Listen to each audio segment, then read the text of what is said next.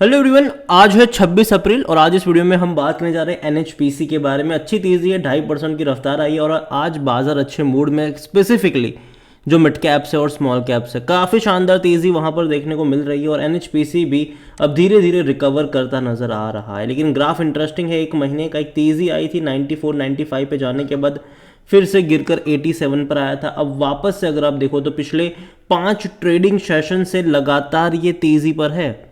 पिछले 5 trading session से लगातार ये ऊपर की तरफ ज़्यादा नज़र आ रहा है। देखना इंटरेस्टिंग होगा कि जो 95 रुपीज़ का लेवल है वहाँ पर ये अटकता भी है कि नहीं। देखिए, वीडियो को शुरू करो उससे पहले अगर आपने अभी तक चैनल को सब्सक्राइब नहीं किया तो प्लीज़ अभी इसे सब्सक्राइब कर लीजिए, क्योंकि आगे भी बहुत सारे वीडियोज़ हैं जो आपको काफ़ी ज़्यादा हेल्प करेंगे। तो एनएचपीसी का शेयर 93 रुपीज़ का है और एक महीने में तकरीबन 8 से 9% की तेज़ी है। एक साल का अगर आप ग्राफ देखोगे खूब पैसा बना, 110% का ग्रोथ है। शानदार तेज़ी आई थी यहाँ पर और जो तेज़ी देखने को मिली थी वो भाई साहब नवंबर से लेकर चली थी जनवरी तक और पैसा डबल कर दिया था इसने, डबल से भी ज़्यादा का बना कर दिया था यहाँ पर।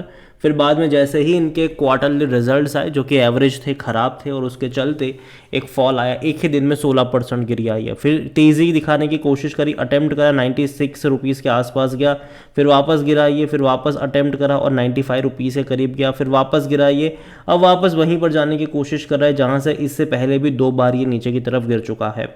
एनएचपीसी को लेकर अगर बात करें तो एक लेटेस्ट अपडेट जो निकल कर आई है वो ये है कि भैया इन्होंने अग्रीमेंट साइन करा है पावर ग्रिड कॉर्पोरेशन के साथ और जिसके चलते NHPC sign supplementary JV agreement to sell partial stake in NHPTL to power grid, मतलब इन्हीं को ये बेचने वाले। और हालांकि ये जो एनएचपीटीएल में जो स्टेक सेल कर रहे हैं ये एक अभी भी लिस्टेड कंपनी नहीं है, नॉन अलिस्टेड कंपनी है और अगेन पार्शली स्टॉक मतलब जो स्टेक है वो बेच रहे हैं, मतलब पूरा का पूरा नहीं।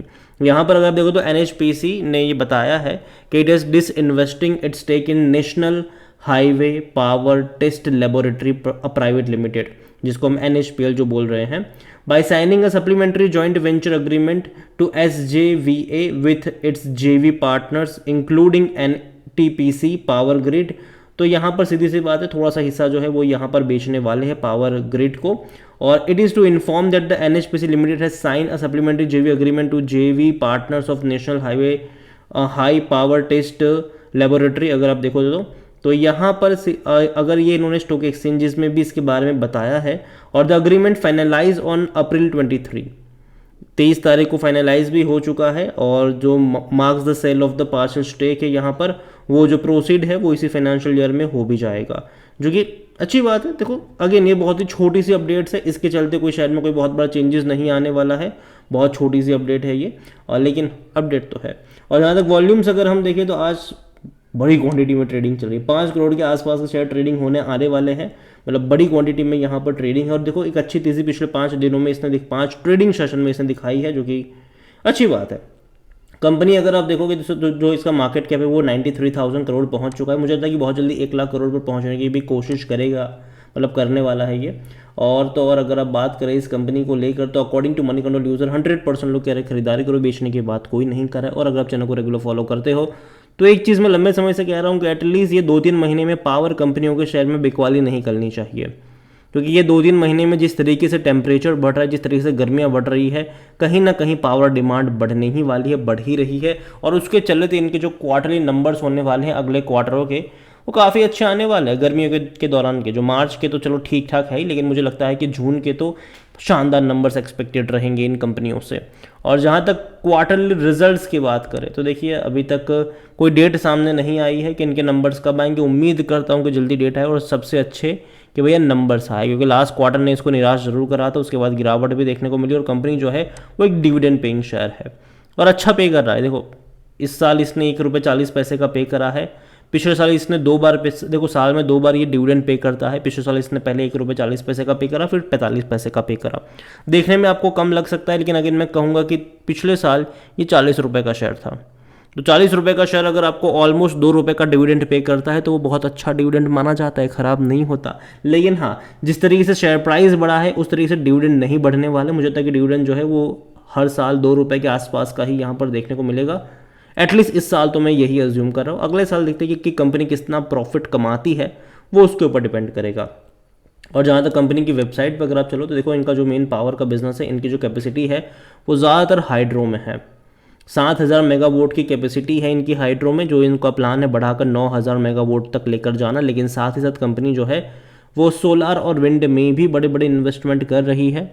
अभी 2 महीने पहले ही जो पीएम मोदी ने 380 मेगावाट का सोलर अब जो प्लांट था इनका लॉन्च करा था, जिसका जो कमीशन है वो इसी साल ये होने वाला है सितंबर में, जो कि अच्छी बात है। और आने वाले टाइम में कंपनी और ज़्यादा पैसा स्पेंड करने वाली है अपनी एक्सपांशन को बढ़ाने के लिए। बीच में अपडेट भी थी कि तकरीबन 6,000 करोड़ का डेट उठाने वाले हैं ये। ऑलरेडी कंपनी के ऊपर 20 से 22,000 करोड़ का डेट है एग्जिस्टिंग लेवल पर, और पैसा ये डेट के ज़रिए उठाने वाले हैं, उसका इस्तेमाल करेंगे अपने एक्सपांशन के लिए। और अगर देखो कंपनी एक्सपांशन के लिए जा रही है, डेट अगर उठा भी रही है, लेकिन अगर उस तरीके से डिमांड मार्केट में है तो मुझे लगता है कि दिक्कत नहीं होनी चाहिए।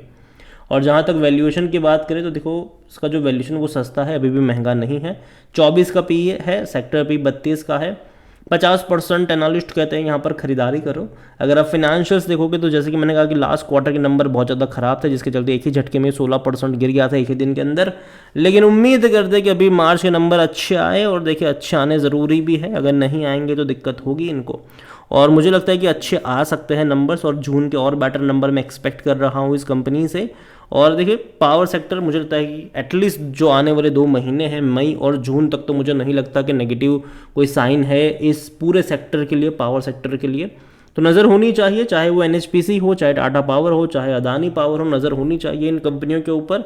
और शेयर होल्डिंग के बारे में देखें तो जो प्रमोटर है वो यहाँ पर गवर्नमेंट है, सरकारी कंपनी है ये। 67.40% का स्टेक प्रमोटर के पास है। और देखा जाए तो इंस्टीट्यूशंस ने बड़े पैमाने पर बिकवाली भी करी हुई है, क्योंकि जो तेज़ी आई थी उसका फ़ायदा इंस्टीट्यूशन ने भी उठाया। 8.17% से घटकर 6.02 पर आ गए। डोमेस्टिक 5.25 से थोड़ा सा बढ़कर 5.29 पर आए। और एफआईज ने भी बिकवाली करी है, 7.38 से घटकर ये 6.80% पर आए हैं।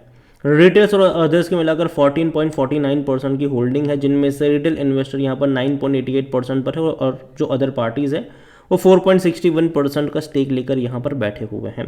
देखिए ओवरऑल अगर मैं बात करूँ एनएचपीसी को लेकर तो कंपनी मुझे ख़राब नहीं लगती है। मैं पहले भी बोल चुका हूँ, मैं अब भी कहूँगा कि लॉन्ग टर्म के लिहाज से पोटेंशियल ज़रूर है इस कंपनी में। और ये मैंने तब से इसको ट्रैक करना शुरू करा है जब ये इसका OFS आया था 66 रुपीज़ के आसपास, और गिरावट देखने को मिली थी खरीदारी के मौके जब आए थे। तब से इससे मैं कह रहा हूँ कि खरीद के भूल जाओ इसको। लेकिन हाँ, जब नंबर ख़राब आए थे, जब 100 रुपये का लेवल क्रॉस कराता था, तब मैंने ये कहा था कि मैं अभी यहाँ पर एंट्री करना पसंद नहीं करूँगा, मैं यहाँ पर 80 रुपये के लेवल का वेट करना ज़्यादा पसंद करूँगा। और वो वहाँ पर गया भी था, फिर दोबारा तेज़ी देखने को मिली। तब मैंने कहा था कि अब ये 80 के 90 की रेंज में आपको देखने को मिलेगा, तो बाय ऑन डिप्स के मौके आपको यहाँ पर ढूंढने चाहिए। मैं अभी भी अपने उसी स्टेटमेंट पर कायम हूँ कि बाय ऑन डिप्स के जो मौके हैं वो आपको यहाँ पर ढूंढने चाहिए, लेकिन जो आपका नज़रिया है वो लॉन्ग टर्म का भी यहाँ पर होना चाहिए, ना कि शॉर्ट टर्म का।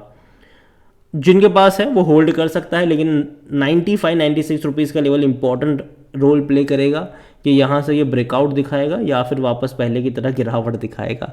तो नज़र रखिए इसके ऊपर। मैं इतना ही कहूँगा कि है तो रखे रहो, लेकिन जहाँ तक फ्रेश बाइंग की बात है, बाय ऑन डिप्स के अप्रोच के साथ ही यहाँ पर चलना चाहिए। थोड़ा सा रिस्क ज़रूर रहने वाला है ये, लेकिन मुझे लगता है कि फ्यूचर पावर सेक्टर का अच्छा रहेगा।